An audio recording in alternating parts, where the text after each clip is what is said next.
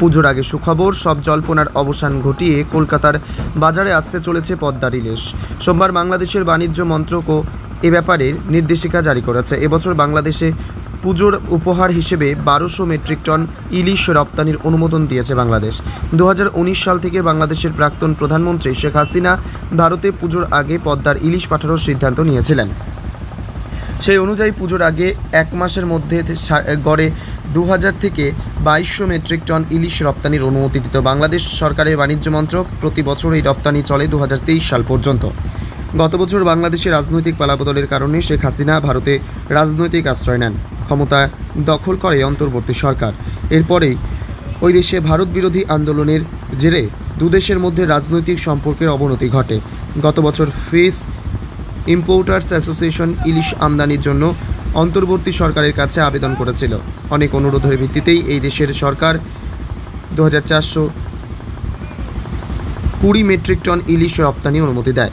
কিন্তু এক মাস সময়সীমার মধ্যে এপারের মাছ ব্যবসায়ীরা মাত্র 577 মেট্রিক টন মাছ আমদানি করতে পেরেছিলেন। গত জুলাই মাসে ফিশ ইম্পোর্টস অ্যাসোসিয়েশন ইলিশের চাহিদা মেটাতে বাংলাদেশ সরকারের কাছে আবেদন জানায়। এর প্রেক্ষিতে বাংলাদেশ বাণিজ্য মন্ত্রণালয় এবছরে 1200 মেট্রিক টন পদ্মার ইলিশ রপ্তানির অনুমোদন দেয়। সোমবার বাণিজ্য মন্ত্রকের চিঠি হাতে পায় এপারের মাছ ব্যবসায়ীরা। বাণিজ্য মন্ত্রকের নির্দেশ অনুযায়ী আগামী 11 সেপ্টেম্বরের মধ্যে রপ্তানির সঙ্গে যুক্ত ওই দেশের মাছ ব্যবসায়ীরা আবেদন করতে পারবেন।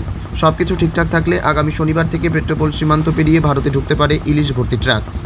ফিশ ইম্পোর্টস অ্যাসোসিয়েশনের সেক্রেটারি সৈয়দ আনোয়ার মাকসুদ বলেন, পুজোর আগে ইলিশ রপ্তানিতে বাংলাদেশ সরকার অনুমতি দেওয়ায় আমরা খুশি। এবারে পুজো এগিয়ে আসায় আশা করছি খুব শীঘ্রই ইলিশ আসতে শুরু করবে। এ বিষয়ে আরও কে বলেছেন শুনব। আজকে বাংলাদেশ বাণিজ্য মন্ত্রণালয়ের একটা বিজ্ঞপ্তিতে জানানো হয়েছে যে ওনারা মোট 1200 মেট্রিক টন ইলিশ মাছ এক্সপোর্টের পারমিশন দিতে রাজি হয়েছে। ওনারা বাংলাদেশের এক্সপোর্টারদেরকে রিকোয়েস্ট করেছেন যে আগাম 11 সেপ্টেম্বরের মধ্যে যারা অ্যাপ্লিকেশন করেনি তারা অ্যাপ্লিকেশন করে দিক। তো আমরা আশা করি যে 11 সেপ্টেম্বর অথবা 13 সেপ্টেম্বরে একটা পারমিশন ফাইনালি চলে আসবে, যেখানে ওনারা 1200 মেট্রিক টন মাছ প্রদান করবেন। এখন কত জনকে করবেন এটা কিন্তু সেই দিনই জানা যাবে, নাম্বার 1। নাম্বার 2 হচ্ছে যে মেয়াদটা আমরা ওনাদেরকে রিকোয়েস্ট করেছিলাম যে সবসময় এই মেয়াদের কারণে আমরা বেশি মাছ ইম্পোর্ট করতে পারি না, অথবা আমাদের কাউন্টার পার্ট বাংলাদেশে ওনারা এক্সপোর্ট করতে পারেন না, কারণ আমাদের কিন্তু মেয়াদটা খুব কম পাই, যার ফলে মাছটা আমরা নিয়ে আসতে পারি না। যেমন গত বছর 2420 মেট্রিক টন মোট মাছ পারমিশন হয়েছিল, কিন্তু আমরা কেবলমাত্র 577 মেট্রিক টন মাছ নিয়ে আসতে পেরেছিলাম। আশা করা যাচ্ছে যে ওনারা মেয়াদ এবার বেশি করে দেবে। সঙ্গে এটাও জানাই যে আনফরচুনেটলি এই বছর বাংলাদেশে ইলিশ মাছের ল্যান্ডিং খুবই খারাপ, মানে স্টার্টিং থেকেই মাছের ল্যান্ডিংটা খারাপ আছে। তো আমাদের কাছে একটা খুবই ম্যাটার অফ কনসার্ন যে এই 1200 মেট্রিক টন আমরা কিভাবে পূরণ করতে পারবো, কারণ অক্টোবর 11 বা 12 অক্টোবর সাধারণত ওনারা মাছ ধরাটা ব্যান করে ফর ব্রিডিং। তাহলে দেখা যাচ্ছে যে যদি 15 তারিখ থেকে মাছ ঢুকতে আরম্ভ করে আমাদের হাতে কিন্তু বেশি টাইম থাকবে না। তো লেটস সি হোয়াট হ্যাপেন্স। আর দামের বিষয়টা হলো যে মাছ যদি ভালো পরিমাণে আসে তাহলে দামটা অবশ্যই কমবে।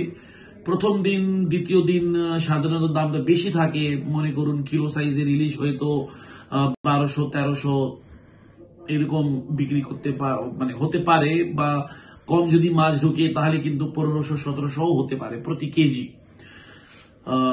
সাথে সাথে এটাও বলি যে এখন দুই দেশের সম্পর্ক যেহেতু ভালো চলছে না অনেক কারণে, তো এই যে ইলিশ মাছ ওনারা প্রদান করেছেন, আমরা খুবই আশাবাদী ছিলাম যে ওনারা আমাদেরকে ইলিশ মাছ প্রদান করবেন, কারণ ইলিশ ডিপ্লোমেসি ম্যাটার্স আ লট। তো আমরা আশা করি যে মানে ইলিশ প্রদান করাতে আমরা খুব খুশি, আশা করি। আর এই যে মাছ প্রদান করা হয়েছে এটা একটা দুই বাংলার একটা সেতু বন্ধন, যেটা কিন্তু আমাদের এই দুই দেশের যে সম্পর্কটা আরো ভালো দিকে যেতে পারে, এটাতে কিন্তু অনেকটা কার্যকারী হবে। সৈয়দ আনওয়ার মকসুদ, সেক্রেটারি, ফিশ ইম্পোর্টার্স অ্যাসোসিয়েশন।